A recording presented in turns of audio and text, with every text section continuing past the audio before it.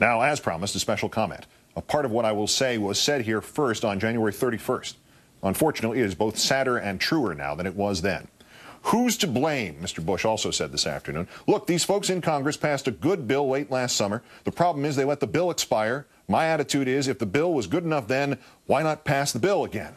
You know, like the Gulf of Tonkin resolution, or Executive Order 9066, or the Alien and Sedition Acts, or slavery. Mr. Bush, you say that our ability to track terrorist threats will be weakened and our citizens will be in greater danger, yet you have weakened that ability. You have subjected us, your citizens, to that greater danger. This, Mr. Bush, is simple enough even for you to understand.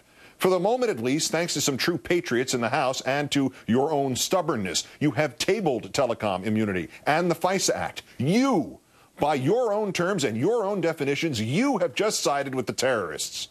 You got to have this law or we're all going to die. But practically speaking, you vetoed the law. It is bad enough, sir, that you were demanding an ex post facto law, which could still clear the AT&Ts and the Verizons from responsibility for their systematic, aggressive, and blatant collaboration with your illegal and unjustified spying on Americans under this flimsy guise of looking for any terrorists who might be stupid enough to make a collect call or send a mass email.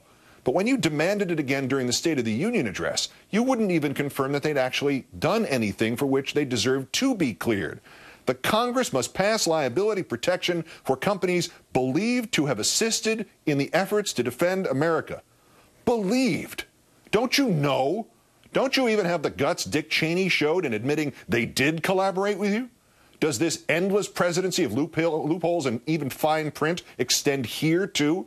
If you believe in the seamless mutuality of government and big business, come out and say it. There is a dictionary definition, one word that describes that toxic blend. You're a fascist. Get them to print you a T-shirt with fascist on it.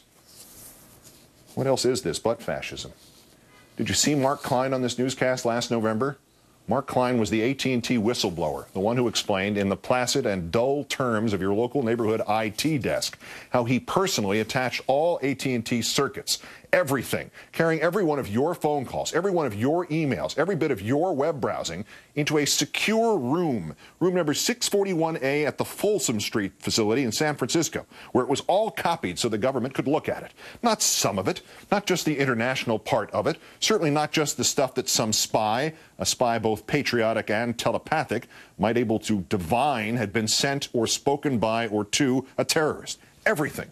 Every time you looked at a naked picture, every time you bid on eBay, every time you phoned in a donation to a Democrat. My thought was, Mr. Klein told us last November, George Orwell's 1984. And here I am, forced to connect the Big Brother machine. If there's one thing we know about Big Brother, Mr. Bush, it's that he, well, you, are a liar.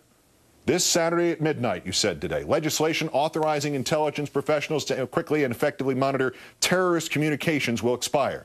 If Congress does not act by that time, our ability to find out who the terrorists are talking to, what they are saying, and what they are planning will be compromised. You said that the lives of countless Americans depend on you getting your way. This is crap. And you sling it with an audacity and a speed unrivaled even by the greatest political felons of our history. Richard Clarke, you might remember him, sir. He was one of the counter-terror pros, which you inherited from President Clinton before you ran the professionals out of government in favor of your unreality-based reality. Richard Clarke wrote in the Philadelphia Inquirer, "Let me be clear. Our ability to track and monitor terrorists overseas would not cease should the Protect America Act, expire. If this were true, the president would not threaten to terminate any temporary extension with his veto pen. All surveillance currently occurring would continue even after legislative provisions lapsed because authorizations issued under the act are in effect up to a full year." You are a liar, Mr. Bush. And after showing some skill at it initially, you have ceased to even be a very good liar. And your minions, like John Boehner, your Republican congressional crash dummies, who just happen to decide to walk out of Congress when a podium full of microphones await them, they should just keep walking out of Congress and, if possible, out of the country. For they, sir, and you, sir, have no place in a government of the people, by the people, for the people.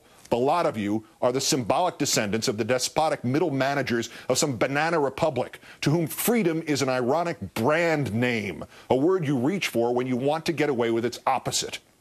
Thus, Mr. Bush, your panoramic invasion of privacy is dressed up as protecting America. Thus, Mr. Bush, your indiscriminate domestic spying becomes the focused monitoring only of terrorist communications.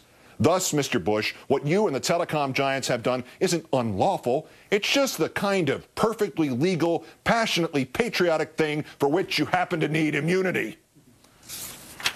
Richard Clark is on the money as usual. That the president was willing to veto this eavesdropping means there is no threat to the legitimate counter-terror efforts still underway. As Senator Kennedy reminded us in December, the president has said that American lives will be sacrificed if Congress does not change FISA. But he has also said that he will veto any FISA bill that does not grant retroactive immunity. No immunity, no FISA bill. So, if we take the president at his word, he's willing to let Americans die to protect the phone companies. And that literally cannot be. Even Mr. Bush could not overtly take a step that actually aids the terrorists.